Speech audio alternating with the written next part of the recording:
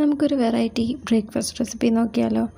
ഭക്ഷണം കഴിക്കാനൊക്കെ മടിയുള്ള കുട്ടികൾക്കാണെങ്കിലും വലിയവർക്കാണെങ്കിലും നമുക്ക് ഒരു വെറൈറ്റി ആയിട്ട് കഴിക്കാൻ പറ്റുന്ന ഫുഡാണ്. സോ ആദ്യം തന്നെ ഞാൻ പനീർ ജസ്റ്റ് സോട്ട് ചെയ്യാൻ വെച്ചു.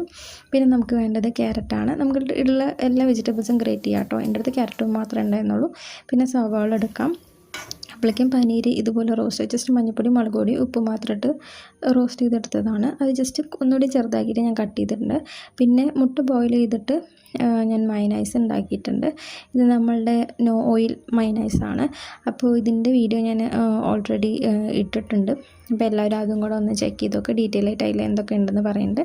അപ്പോൾ അങ്ങനെ നമുക്ക് ഈ വെജീസിൽ കുറച്ച് മയനൈസ് മിക്സ് ചെയ്ത് വയ്ക്കാം. പിന്നെ നമുക്ക് ഒന്നില്ലെങ്കിൽ ലെഫ്റ്റ് ഓവർ ചപ്പാത്തിയിൽ ഉണ്ടാക്കാം, അല്ലെങ്കിൽ പുതിയതായിട്ട് ബ്രേക്ക്ഫാസ്റ്റിൽ ഉണ്ടാക്കുന്ന ചപ്പാത്തി ആണെങ്കിലും മതി.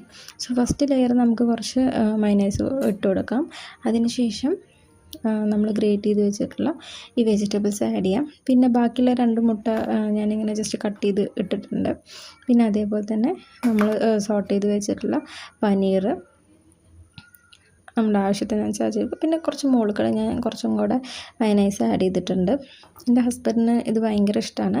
അപ്പോൾ അത് അവനെയും കൊണ്ട് കഴിപ്പിക്കാൻ വേണ്ടി ഞാൻ ഇങ്ങനെ ഓരോന്നൊക്കെ ഉണ്ടാക്കി കൊടുക്കലുണ്ട്. പിന്നെ നമുക്ക് ടൊമാറ്റോ സോസ് തികച്ചും ഓപ്ഷണലാണ്, ഇഷ്ടമാണെങ്കിൽ മാത്രം ഇട്ടാൽ മതി. പിന്നെ അതിന് ശേഷം ചപ്പാത്തി ഇങ്ങനെ റോൾ ചെയ്തെടുക്കാം. സോ ഇത്രേ ഉള്ളൂ റെസിപ്പി. നമുക്ക് പെട്ടെന്ന് തന്നെ ഉണ്ടാക്കാൻ പറ്റുന്ന, അതേപോലെ തന്നെ ഭയങ്കര ഫില്ലിങ്ങും ആണ്. 1-2 കഴിച്ചാൽ തന്നെ പെട്ടെന്ന് നമുക്ക് വയറ് നിറയും. സോ എല്ലാവരും ഈ റെസിപ്പി ഒന്ന് ട്രൈ ചെയ്ത് നോക്കുക.